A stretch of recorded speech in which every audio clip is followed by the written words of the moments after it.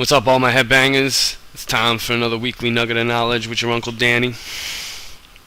And listen up, folks, we got a lot to talk about and just a little bit of time to talk about it, so I'm going to jump right in for you. And first thing we're going to talk about is the patch. And we got a lot of things coming with the patch this week, or in the next couple of weeks here. It's a lot of good. First of all, I love the release date. I think that's perfect for us. The other girls might be screaming they wanted it the 27th, but I'm happy with the 10th. I'm going to tell you why. It gives us some time to wrap up what we're doing in the top. It gives us time to further solidify what we want to do with a really big aspect of the patch that I want to talk about, and that's flex rating.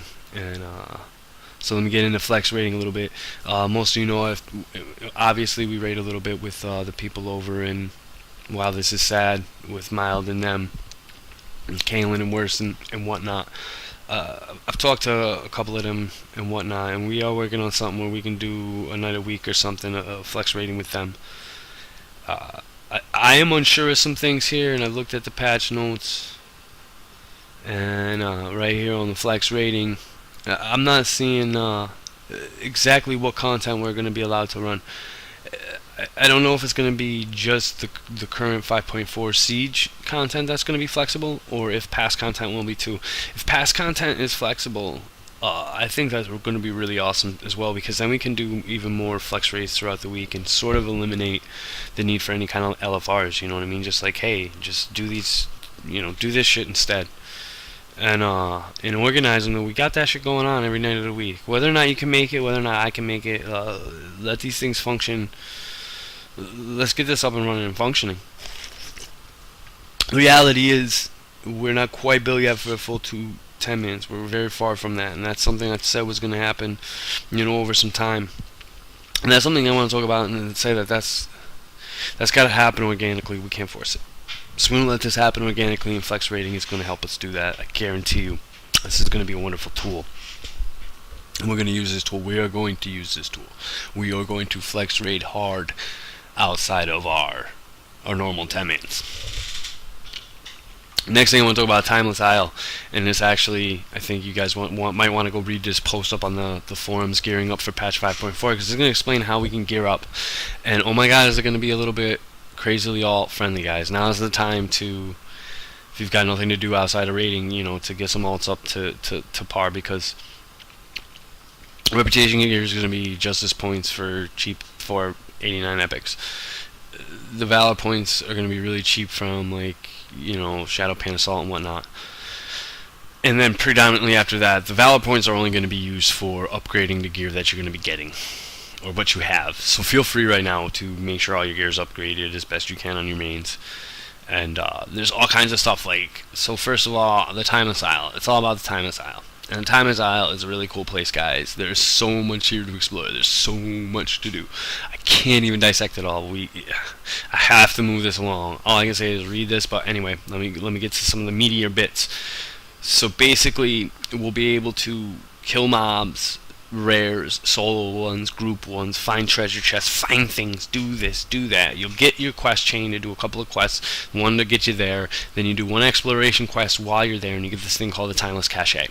So Timeless Caches also drop off of mobs, I think, and it's also purchasable off of this other thing that drops off of mobs, much in the same way that the caches on Isle were purchasable with those with Elder's Coins. Something similar is going to be in place for this, right? So you get the cache, open the cache, and what it's going to do is it's going to give you a piece of gear that fits your current loot specialization. Okay, and that is going to be a 496 eye level. Okay, because 496 is the eye level to get into LFR Siege. So that's an easy way to get some gear for your alts. Okay. And random mobs will drop these things that you can open up and get this gear from.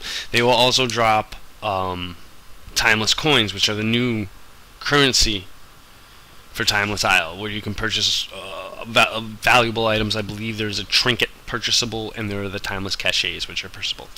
Another thing that drops is from mobs and whatnot is armor tokens. And using one of the appropriate armor type will grant you a piece of gear that fits your current loot specialization.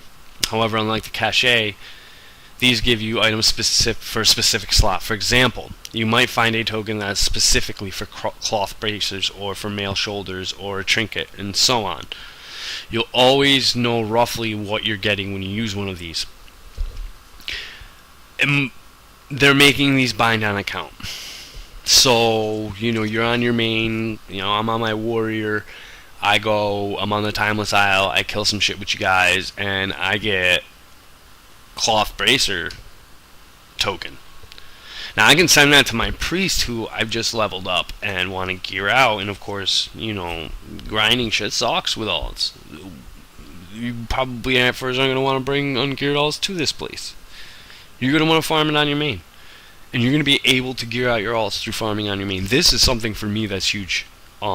Because we all know I have a problem leveling alts and I have a problem gearing them up. This alleviates that. This is huge, guys. Timeless Isle is huge. There's just so much going on that you can do. There's also another thing that you get, okay, because these generate,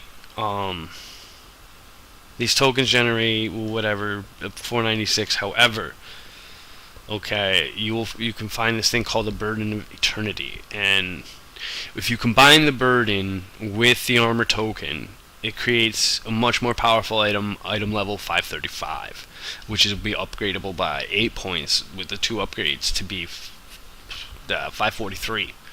So you can get some powerful gear as well. And we went over everything is a little cheaper. PvP's got its own things coming. So you can PvP for gear that's going to be decent eye level that you could actually use in PvE for reals. For reals, you could.